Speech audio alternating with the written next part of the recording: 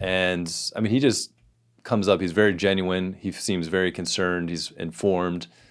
He's always like straight to the Rangers. Like, how are you guys doing? How can we support you? What's your, how's your family? How's Anton's family?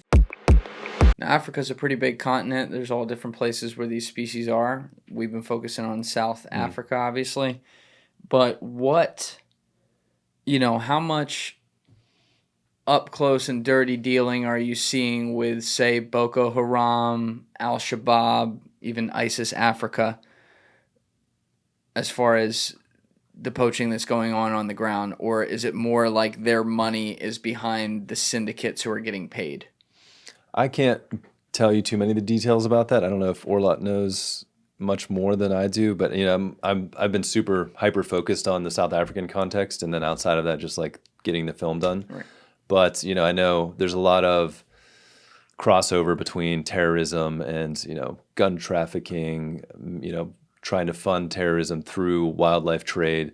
So I don't know how much of that's happening in South Africa in particular, but definitely like these other groups that you're saying.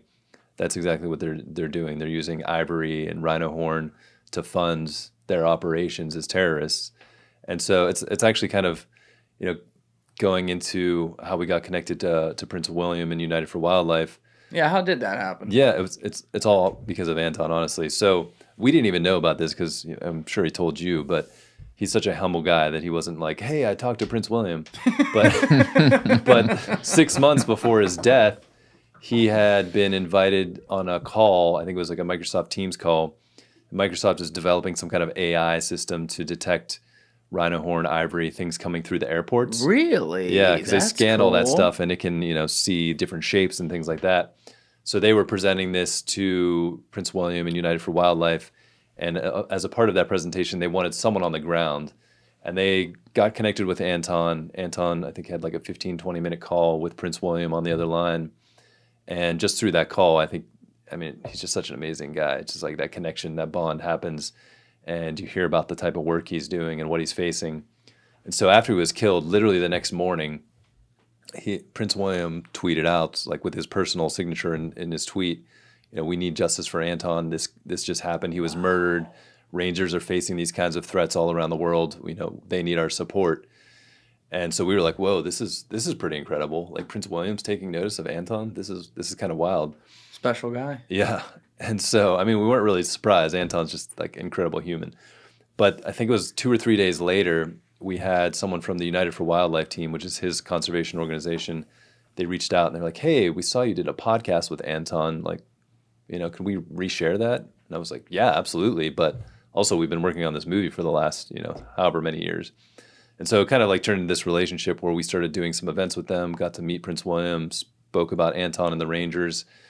And through that, really starting to learn about United for Wildlife and what they do. And it's a pretty cool organization. They're essentially working to bring together people from finance, transportation, law enforcement, NGOs internationally to share information to be able to take down these crime syndicates. Because, Orlat and the team at the Timbavati are there on the ground. They're on the front lines. These people are coming in trying to kill the wildlife. They're facing the threats on the outside.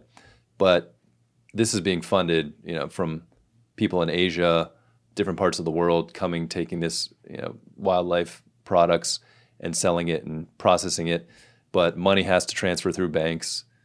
Product has to transfer through ports. And so all of these different organizations, banks and airports and all these things have some piece of the puzzle.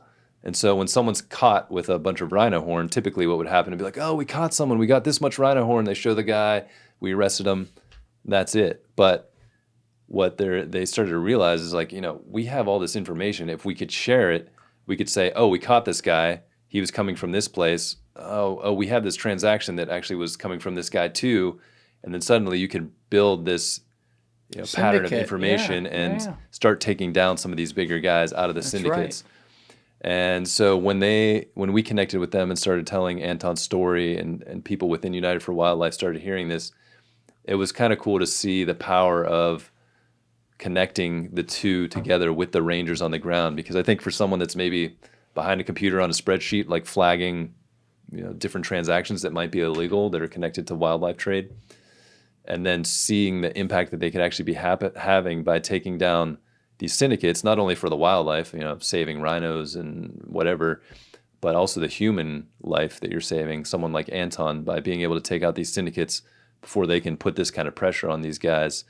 It's been really powerful. So they've gotten behind the story and have been supporting it. Prince William created an introduction for our film for film festivals and special screenings. We had an amazing screening with him and United for Wildlife in London. Oh, you did one with him? Yeah, that was epic. Orlat was there and got to speak in front of Prince William, met him. What's he like? Like when you say you met him, is it more like you're in the line, hello, Prince William, how are you? It's great to meet you. Or is it more like personal, like you're sitting there having a drink, like bullshitting like anyone else? It wasn't sitting there having a drink. It was that would have been cool. But I probably had like 5 minutes with him, something like that. And in my group, it was Orlat, myself, Leda was there.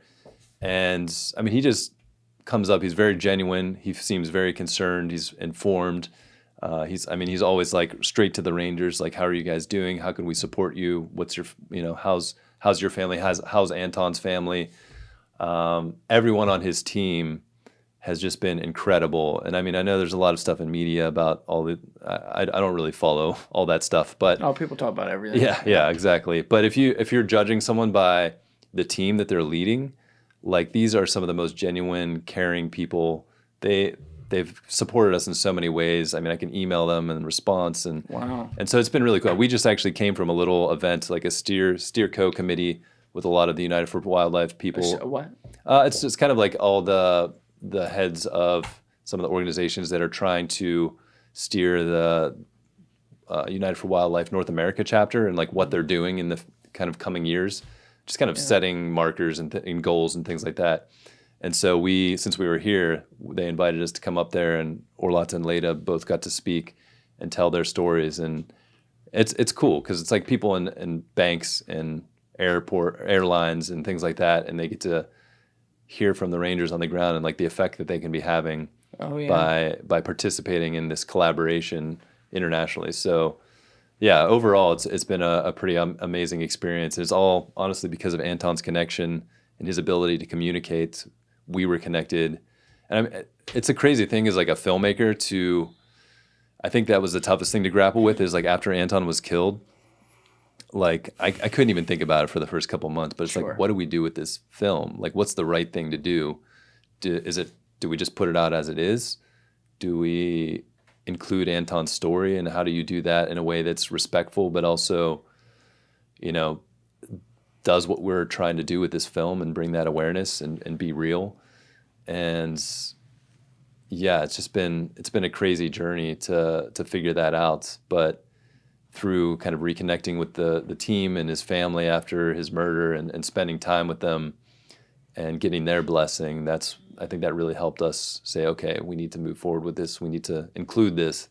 And it was probably some of the toughest editing I've ever done in my life, honestly. Sure. Like his memorial and his death, I think I just cried for like 3 weeks as I edited that. Thank you for watching the video, guys. If you haven't already subscribed, please smash that subscribe button and check out this clip's full podcast episode by clicking here or in the description below.